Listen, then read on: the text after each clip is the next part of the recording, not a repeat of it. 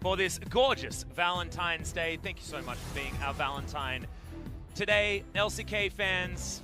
And we have a present for you. We gave you a present. Not only the flowers, but also a best of 3 between DAMWON Gaming and you know Afreeca what? Freecs. We got an even better present. Karma was banned. Oh, heck yes. Afreeca Freecs also having to do the classic thing against DAMWON as the Vladimir has hit the bench as well. And this has actually reminded me of how Rebels Anarchy in 2015 started to lose success. If you guys don't know, they went on to become Afreeca Freecs and Hum Alive. This was Mickey and Sangyun and Snowflower. The strategy to beat this team, this big up-and-comers, quickly became just kind of ban all of Mickey's champions, and the team couldn't compensate for his carry potential going away when Twisted Fate and Zed were banned. In this meta, so far, if you ban away 5, 6 champions, whatever you can, from the top lane, if you see a ban from DAMWON, say an Urgot ban, and then you ban 5 top laners, you're banning away DAMWON Gaming's path for victory. Now, it's more pronounced on the red side, when you can overall last pick a Vladimir, which we do see banned here. Yeah. But on the blue side, just opt into top lane bans, and so far, DAMWON Gaming haven't really found a route to success. Well, at the moment, they're not going to look to do that through the mid lane, as Lissandra is going to be banned away. Afreeca Freecs, do they ban the Urgot? The answer is no, as Cassiopeia still left available and is going to be taken off the board, and you wouldn't want that to go into the hands of Noguri either, as Silas going to be first picked once again. The priority on this guy has been absolutely absurd, and we saw him punished yesterday twice in a row in the both picks we saw. And Keen could definitely consider a Fiora, which we loved as a lane counter, but of course, you would imagine DAMWON would try to get a flexible mid laner and then try to play for lane assignment through that. Silas can definitely go into the mid lane and has been considered in the jungle with Aftershock as well. Canyon can be a mad scientist himself, so we'll wait and see on lane assignment.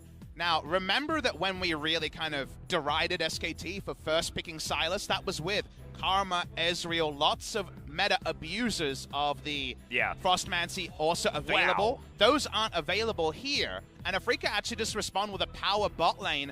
They've got to recognize support this time. Jelly's playing, and Thresh and Callista.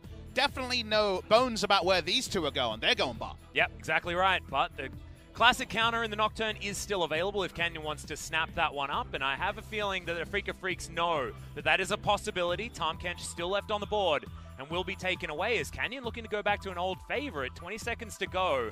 Will the Kha'Zix actually be opted in for? And I don't like it being picked this early on, as the bottom lane's going to be rounded out and the Ashe picked up alongside that Tahm Kench. So the classic Genji bottom lane is going to be employed here by DAMWON Gaming. The Afreeca Freecs wondering which patch they're on here, as the Galio is being hovered for the moment. I think the champion is fine. It also kind of backs up the hard engage identity that Thresh and Callista pose. I know, obviously, my counterpart LS is really down. He's very vocal about the old Galio, yes. He has extremely strong opinions about balance, where sometimes I echo them and sometimes I'm not quite on the board. I think after the revert on his E, yes, Q does less damage, but Galio is still reliable, and Korean teams have always loved reliable engage. Seems like engage is the identity here. Now, you imagine best friend Camille. Feels like that Valentine's Day is going to go unrequited. It will actually be banned away. Yeah. Camille top lane for Keen. It's one of his old favorites. In fact, the first champion I took notice of for Keen was when he played top lane Camille against Shy when he was on the Rocks Tigers. When he debuted on Ever 8 Winners in 2017, he just really mechanically outplayed Shy on the day and heralded the upcoming of what has become the Korean representative top laner. The jungle position, it's not so strong right now. You can consider it. It's banned away anyway. And right now, seems like Dread might be going for a Canyon favorite here. He is our resident Kha'Zix player after all. Yeah, exactly. He was hovering it earlier on as well, as the Afreeca Freecs thinking about denying it away. Still a lot on the table, though, as Lee Sin is currently getting hovered, but I'd love the Jarvan. Having that cataclysmic entrance is certainly a fantastic way to start a fight. An oldie but a goodie, a replacement for Camille, like for like. You don't have the guarantee that one person's life is over, but you do have, if flashes are down, Ashe is going to definitely be looking for a Devour as fast as possible. But with the picks here, we're picking for power. Lee Sin, and it's not Clid for once. We see Lee Sin coming from Canyon, a fallback for him, and Nuclear going for the Galio, so they're feeling pretty happy. Afreeca Freecs could consider playing around with the Jarvan, but they know for certain Silas is top. Pick your poison. It's going to be a punishing top laner, that's for sure. You are scared of Darius' ultimate being stolen, but you're not scared of the laning phase. And we finally have our second Darius player in the season. We had Summit playing semi-regularly, Keen going back to the champion he made his name on. Do you remember the destruction that Keen laid back at Rift Rivals where he got 10, 11, 12 kills on the Darius? And also, if you think even further about the fact that he's going to be up against the Sylas, that was definitely not a flex pick once the LeBlanc was locked in. Your ultimate doesn't do as much damage if you don't have your passive stacked up. Sylas has no way to get that bleed stacked, and therefore you steal the ult, you ain't doing nothing with it. What he's going to be doing is waiting for a Cataclysm to turn up into his lane, and then trying to lock the Darius down like that. I actually love the Darius into Sylas option. And you know the more simple, scary interaction? How does Sylas win trades? By ending with Kingslayer, by ending with a gap close that heals him. You're in melee range of Mr. Darius, and Mr. Darius doesn't take no nonsense from people getting in melee range from him. A melee abuser and a melee champion that is very creative but unexplored. It's Nuguri versus Keen, and it's pretty close to the matchup we didn't think we would get, but we're pretty happy we received. Absolutely. Sylas versus Darius is going to be our heavy-hitting top lane matchup between Nuguri and Keen, and oh man, Valentine's Day, we're getting the love from everywhere. Even in the champion selectors, we've got the ultimate pile-in comp here from the Afreeca Freecs with a bit of Darius drizzled on top. But Darius drizzled on top is more pile-in. That's the fun thing is we're going for one meal type here. This is going to be some just desserts. This is going to be a main course. No fallback pattern. We're just going in as hard as possible. Yeah, exactly right. Man, the Afreeca Freecs, we expected them to have a fun composition, but it looks like we've got absolutely none of the Frostmancy happening right here. Not really any of the champions on the Rift are going to be abusing that one straight out of the gate, but let's see what happens in the items as we load up.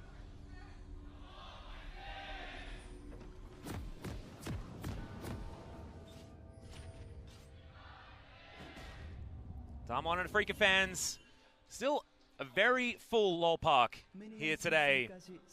We'll see who's going to make their way towards that western side of the conference. Both of these teams still quite a few points away from getting up there. Hanwha Life still on +1, and then the closest to them is DAMWON Gaming, but are 3 points behind, so won't even be able to challenge that 5th position with a victory here, 2-0. If you're joining us for the first time in Week 4 of the LCK, we are on patch 9.3. Remember, the support items are not hotfixed in Korea, just actually put on the overlay in the bottom left, so no hotfix live today. So plenty of Frostfang hijinks yesterday, and, you know, it was kind of up and down when it came to the effectiveness. We're seeing 4 teams today who haven't played on this patch yet, who have different opinions on balance. There was a Karma ban. There's no Ezreal in this game. So far, things are honest, but that honesty, when it comes to at least the Frostfang purchases, might be short-lived. Yeah, that's exactly right. And so far, we don't have any, but like you say, it can all change. As Nuguri, we're going to check out the rune choices that he's made. Yesterday, we saw Grasp of the Undying. This time, it's going to be the Arcane Comet for the Sylas. Legends Bloodline for Keen. Interesting choice on 80 carries, you can understand. It takes a really long time to stack up. Got to play a lot of games because we had the week and a half break here, and I wanted to test some meta stuff, so I played some Sylas, but Legends Bloodline is so much lifesteal. It's 12% lifesteal now at max stacks, which is a huge amount, right? You don't even need the Vamp Scepter. But when it comes to how long it takes to stack, it can take the better part of 20 minutes to stack it up. It's really, really slow if you're not getting kills. So interesting to see the choice there, but it's a stat that you don't normally pick up as Darius unless you get a cheeky death stance at some point. So given that, it's going to be interesting to see if that affects trade patterns as well. Speaking of trade patterns, we do see the Comet chosen by Nuguri. This was picked up by Soaz in the debut of on-stage LEC Sylas, and the first time in a major region we had the champion. Wasn't a big fan of it. I'm a big fan of the Grasp, but I trust Nuguri when it comes to aggressive top lane choices, and I also trust that it's going to be a super hard lane against Darius, so I'm very interested to see how Nuguri survives it without falling into a big hole, whether it's deaths, which he is a chief offender in. He has third most deaths of any player on the LCK and the highest of a non-support, but also just as the lane goes on. Well, I wouldn't have expected anything else. Nuguri likes to have a keystone that's going to do extra damage, and Resolve Tree just doesn't seem like something that he would consider fun. As our Dread was about to face check Canyon, gets the ward down. Canyon does find the Q, but the W shield is going to keep Dread very, very healthy. And who's actually going to win this? It looks like priority is with Yukal in the mid lane. Canyon's still going to start off this Rift Scuttler, and the Gargoyle's going to rotate his way over. There it is. The steal away not going to happen as Canyon does make it out. An aggressive move here from DAMWON Gaming to start things off. Top laners hadn't responded, and even if Darius came up, he of course has to get into apprehend range, so not the highest threat level on this early of the game, so it just ends up being claimed overall. One thing I want to talk about a bit, especially if you're not looking at nameplates, so you joined us late. Spirit not playing for the first time in a long time in this game. Jelly back in the lineup. A lot of the speculation as to why Spirit was playing was around them wanting to play Dread, and the obvious, well, we lost Kuro, we lost Spirit, we lost a lot of stage experience. Where's the shot calling coming from? Seeing Dread up top lane. Thing to consider, very easy to execute team comp from Afreeca, which might benefit a young lineup. Well, this could also benefit Afreeca as well, as Nogari's trying to get out. Good flash, but can he get the knock-up? Doesn't happen. Dread is going to miss it, but it doesn't matter. Just spins around and cuts his head off. And this could be the start of a lot of pain in the top side. The EQ flash is too late compared to the clean one we saw yesterday in our games, but it doesn't matter. That's the punishment of Keen. They have to take an extra summoner. The flash coming in from Keen, probably more than he wanted to expend, given that Darius is also pretty perilous when it comes to ganks. Both these top laners love to extend. We've compared the Sylas to top lane tank Echo. Well, none of them have flashes. The EQ flash, you must flash earlier if you want to get the knockup. Yep, we saw it yesterday done at about the most perfect possible time by Clid. Not going to be mirrored here by Dread, but didn't actually matter in the end. Does cost Keen his flash that I believe he wouldn't have had to use. Yeah, that's what we're saying. Had that one come through, so yeah. Completely agree with that one. Again, just talking on that more macro point, super easy to execute comp here. Everyone Afreeca just goes in, right? There's no intricacy, there's no side lanes. You could choose to ward your flanks. If you can see the other 5, you're just thinking about flashing in. That's all you have to do. So, given they've lost Spirit and not replaced him with really any experience, the most competitive games on this lineup is probably Keen, right? Keen probably has the most games of anyone in this lineup. An insane thing to consider. Trying to return to this top lane, not an EQ range right now. But Afreeca have gone for easy to execute. And speaking of execution, yeah, we're going to get the knock-up this time as Keen comes on over. Crippling strikes there. Apprehend pulls him back. And Nogari, where are you going to go, mate? The Kingslayer ain't slaying any kings now. You're back in the death chamber once again. And there's no tent up top lane for Canyon. He knows that if he gets counter-ganked, Darius puts him in the death chamber as well. And the feeding begins, unfortunately, for Nogari. There's really no other way to play Sylas in the top lane. He doesn't have ranged wave clear. You're maxing W in almost every lane. I feel like Darius and Sylas both play very similarly, but it's the Darius that's sitting on 2-0 this time around, and the Sylas just has to do what he can. Exactly. Going to get the play back onto Canyon here as Jelly not going to throw out the hook just yet. And Yukal going to get Mimic chained there in the mid lane. Has to respect, and flashes out of the way 1v1. Very respectful flash. Didn't know about Canyon. Here he is. Yeah, instant follow comes in, but Flag and Drag gets Dread out of there, of course. Very, very interesting. The Observer also noting that it was a late Frostfang coming in for LeBlanc. Not quite Kleptomancy like Pawn was going yesterday. I actually, given how the game is going, don't mind this choice for one reason. Less pressure to stay in lane, maybe more pressure for the LeBlanc to go help out a friend, because they need 2 people up topside given the potential for a counter gank from Dread, and they need to bail Sylas out of what should be an increasingly painful lane. You can see Keanu gets his mercs, gets a nice little pickup here. He's going for a Cullen saying, you know, I'm pretty free to do whatever I want. I could build AP here if I had any AP ratios. Whoa. Nuclear wants his health bar back as Hoyt's going to get the Devour, but got a very easy dragon coming in here. Bottom side of the map is being controlled by DAMWON Gaming, and Canyon is going to demonstrate that by taking that one down. Showmaker looking to try and stack up this Frostfang as best as possible. And that wave is pushing towards the Galio as well. Every button going to be used on the Gargoyle and not on the minion wave. Now, Aiming and Jelly wanting to replicate what was a pretty good little trade down there. And we should also, because the first time today, talk about the word replicate when it comes to Frostfang. Don't try this at home, guys. Hotfix on the live servers and potentially in other competitive regions. But for this week, you can still take GP10 in the mid lane, get some wards, and Korea's always loved those wards, Atlas. It got us to so many World Championship victories.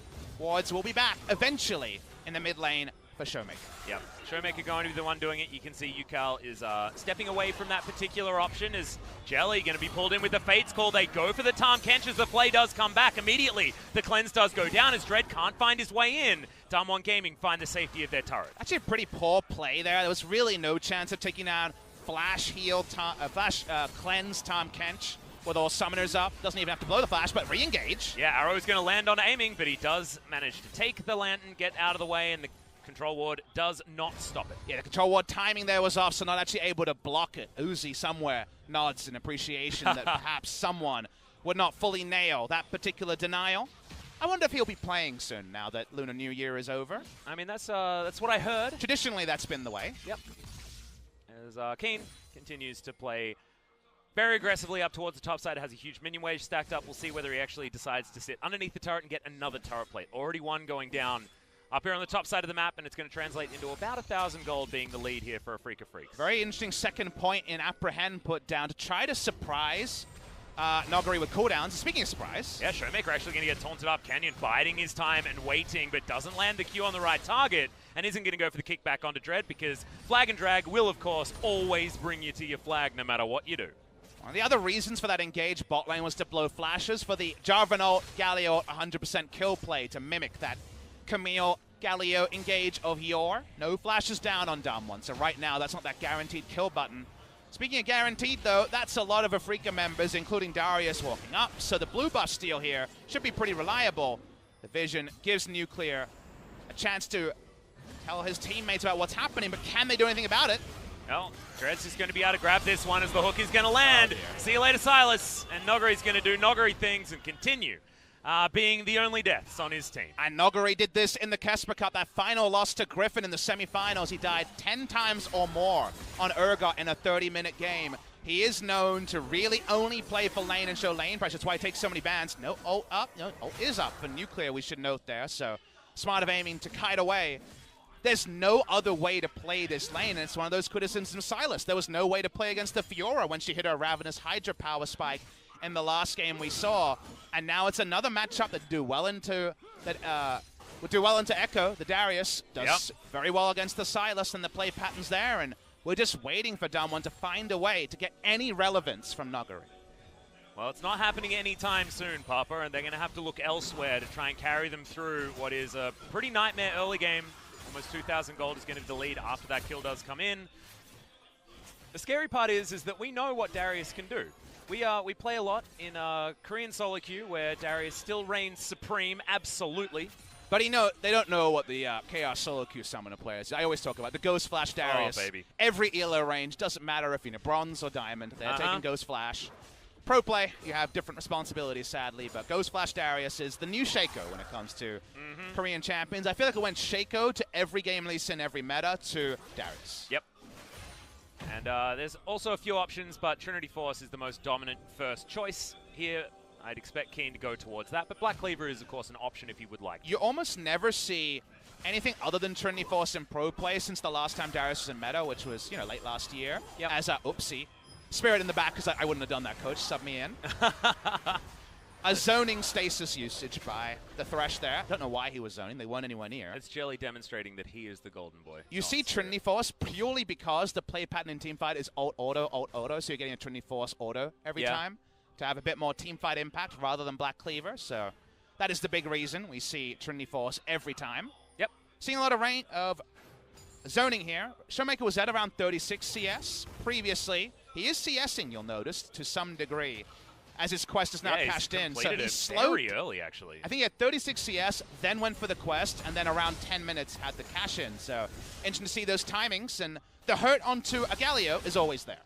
Well, Nogari gonna have to be careful here as he's just throwing chains around, doing the best not to destroy this minion wave, because he needs to sit under his turret for as long as possible. Another turret plate does go down in favor of Kane, and he's going to go back home. See how close to the Trinity Force he actually is. And we're going to be really worried if we see less than a 20 CS difference between a LeBlanc who cashed in a quest and will continue to have two forms of gold income, and a Galio who was just trying to CS. Galio's laning phase, of course, toned down many times, but Afreeca Freecs, what do? They initiate, they hard engage on one. They're just looking for someone to walk up, but right now everyone's saying, we'd like an Infernal, but we know we have a very short leash to work with. Well, UCAL does have that taunt available, but they're standing on this ward. I would have expected that one to be swept out as the control ward does go down. Chains land onto UCAL, but he's not too worried about it at this stage. Jelly, his Lantern is going to go wanting. I assume that UCAL channeled his taunt there just to see if anyone walked forwards or back to try to work out if a ward was for certain there. Got the confirmation, but that was also a little bit odd. Yeah. Zooming in on the laning phase, bot lane CS for CS, nothing to speak of. Darius actually opening up a farm bounty because of the fact that the enemy mid laner went Frostfang. The average income of the gold earners, i.e. not the support, is much lower than the average income. So Darius is actually going to open up a pretty big bounty just because of that decision from LeBlanc. Yeah, Frostmancy does weird things for bounties, but as you can see, taking him down is going to be a big one. But 2-0-1 against a 0-3-0 lane opponent, you can imagine that he'd be getting pretty notorious here for the Afreeca Freecs. Nuguri walks back. He really has very little he can do. Do notice that in spite of what we were saying, he maxed Q. He gave up on trying to take Kingslayer trades, which I think was the right choice. After dying twice, it was like, well, let's clear a minion wave a little bit better, yeah. Q has had a little tweaks and some buffs, but still isn't really range wave clear. We compare the champion to Echo a lot, and I think Echo Q is definitely more reliable. Yeah. On the wave clear front, DAMWON's trying to, with some resets, take a very against the tone of the game Drake. This would be super risky if they didn't know about back timers. In this case, they do. They've swept out Vision, and against the run of play, they actually steal away a Drake. It's a big steal as well. Taking the Infernal is a huge deal. Second one will be coming up in 5 minutes' time, but that is after already getting that first Ocean Drake very early in this game, and any sort of advantage, any sort of way to get Nuguri back into this lane and to get DAMWON Gaming to any sort of parity is going to be important. The only kind of tempering we can say, because Inferno is won very well by both these teams, damage dealers in every lane except for supports. The only tempering you can say is there a percentage more damage where if DAMWON run at Afreeca Freecs, they teamfight them better? The answer might be no. The answer feels like maybe, but it's definitely not. You don't jump to say yes because we already mentioned more reliable engage, a Darius to punish, and almost the entire lineup here.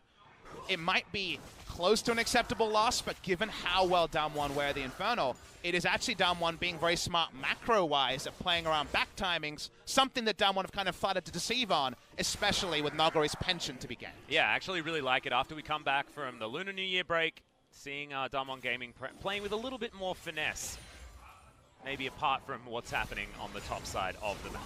25 CS difference, so we're going to say that LeBlanc is probably significantly ahead here. Hopefully we'll get the gold numbers shown at some point in the near future, but looks to be only getting worse for UCAL as well, as he's getting shoved underneath his turret over and over again. And that's Galio. Galio has to build doesn't get to build for lane anymore, so Proto Belt, Sorcerer's Shoes. It's no longer Abyssal Mask tank Galio. Yeah. It's very much AP, so doesn't get any better at shrugging off damage, and thankfully the observer's listening. It's a 400 gold lead now, and remember, he did not CS for an extended period of time.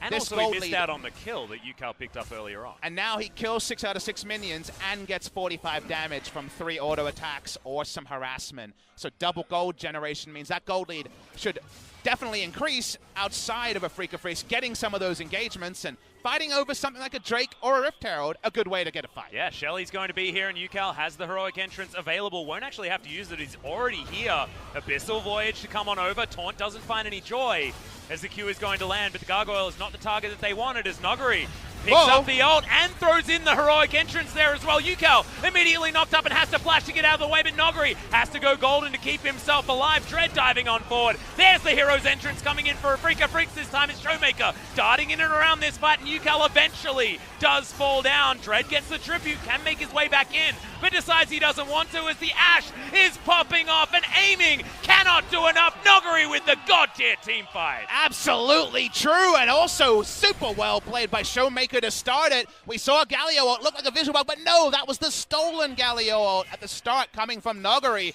Well played, and DAMWON Gaming rewrite the books and steal away a team fight. And what were we talking about yesterday? This is the insane thing. The reason why I say Nuguri won the team fight is that he's 0-3-0 and used Silas for a team fight victory. But watch this, Showmaker just outside of the range, the ult stolen that we noted, goes in and you see a Galio ult and you look at Galio, that's what you're supposed to do, but no, it's all about the Wombo engage stolen by DAMWON Gaming. And from here, Keen is already half health. He never even uses his ultimate in this fight, so no resetting. And like you say, Nuguri deserves that respect because Keen is set up to succeed. He's got the good start. Yeah. Nuguri's just an ult, really, but it's the right ult. It's the right timing, and it's DAMWON's time to shine. Nuclear also just able to free hit because so much shenanigans happening around him and never actually got any of that aggro. DAMWON Gaming have been pretty fantastic when it comes to team fighting in the past, but that was something else. And I think people looked at this enemy comp, and they said, oh, the ults here, not so sure. Jarvan, pretty good. Thresh, pretty good, because the Fox has an AP ratio. At this point, it's WTF2 Gallios, you have to say, because the Galio ult is the one that allows them to try to fight against a comp that's very punishing against Engage. They're Engagers themselves. And if you can win Engage versus Engage, there's no backup play patterns. That's what happens when you go a comp like Afreeca's. You can't just decide to Siege Atlas. You can only hard engage.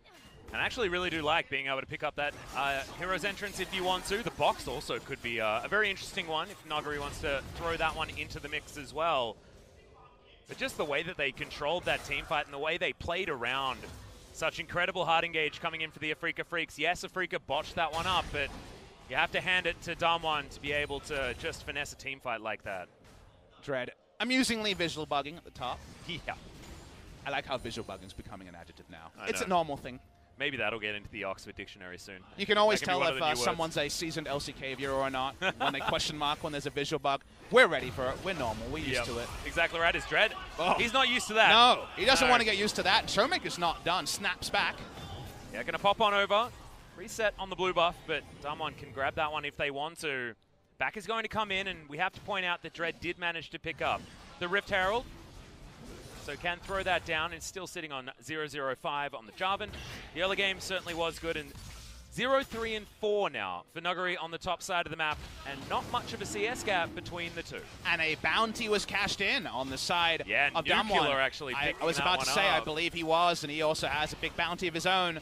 His summoners are down, and Afreeca like fighting. How hard we going? Yeah, it's pretty hard. Going to come in, but Dread has to go golden in order to keep himself alive. That means that is going to be one of the ultimates not there. Now he's even dead. It's Keen in the front line, and that's not where he wants to be. Takes the Lantern in order to get out, and Yukal might just be the sacrificial lamb. Grabs one off the back end as the Catfish is going to bite the dust, but Afreeca Freecs still running for the hills. Exactly, another team fight when they're taking their own comp and using against them the quintessential Sylas move. In this particular game, the first Infernal, that was a pickpocket. The second Infernal is well deserved.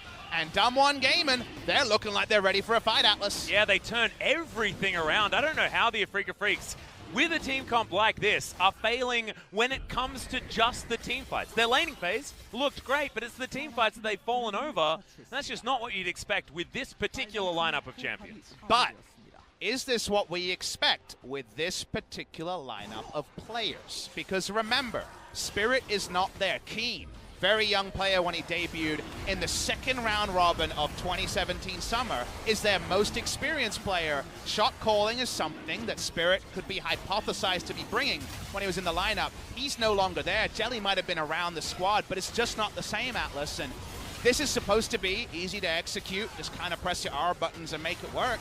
It doesn't look that easy to execute with how Afreeca have played it out, and DAMWON, to their credit, should be rewarded for having those slight next levels that are making Afreeca look a bit feeble. Yeah. And also, you might have looked at Nuguri and said, oh, why did he take the ultimate from the Darius? If you manage to get a kill with the reset, yes, it won't do as much damage for that one, but then with every auto attack, you're stacking up a Darius passive on the remainder of the team, and you can get those resets at that point. It's not as good in a 1v1, but in a team fight, there's certainly a reason to pick that one up. And the guillotine going down on Afreeca Freecs is really being swung both metaphorically and literally, because you can't lose team fights. It's a team fight comp. You don't have anything else. So Afreeca Freecs cannot afford to lose even one more team fight.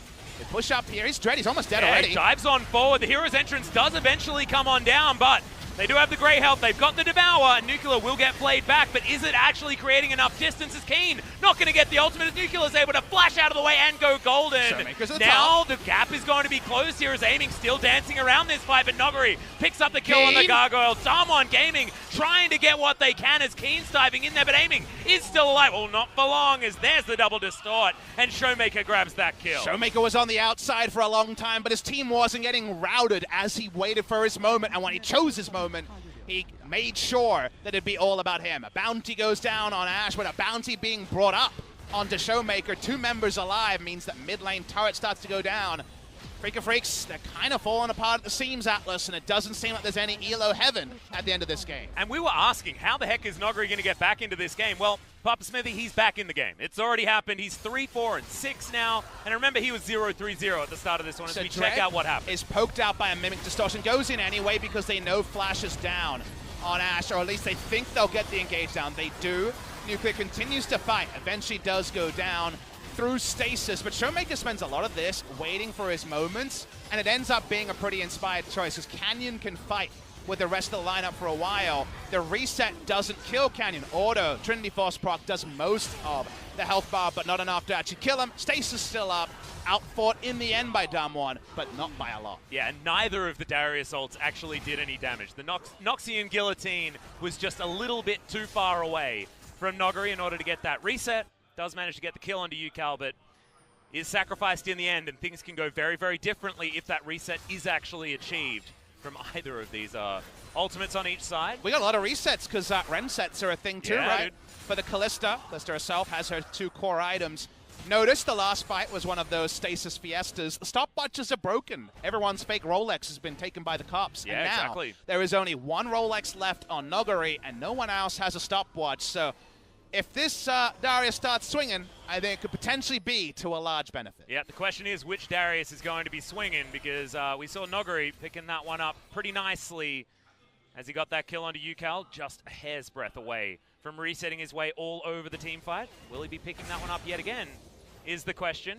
You said 2 core items coming in for aiming. Well, they're also there for nuclear, but he's got a whole bunch of extra damage. On top of that as well, building towards his Infinity Edge. And remember the 1-week meta, almost equals CS. Basically equals goodness. CS, and that quest has gotten so much gold. I guess about 1,300 gold probably at this point for Showmaker. So that's a pretty nice start. Here's an ult. Yeah, arrow's going to land onto Canyon, and he went for the Hex Drinker. He didn't go for the QSS, and he's just straight up dead. Nuclear just delivered that kill as Noguri wants to come in and continue this fight. Dread going to have his ultimate pulled away from him. Cataclysm available for Noguri, who is going to go golden because he has that Zhonya's still available to himself. Chains landed, and UCal is once again hitting the Death Chamber. And that Nuclear ultimate was on exactly the man he needed. Summoners up. No problem. Aiming goes down, and not even a Galio ult to try to save him, and with no resist, it wouldn't have been enough.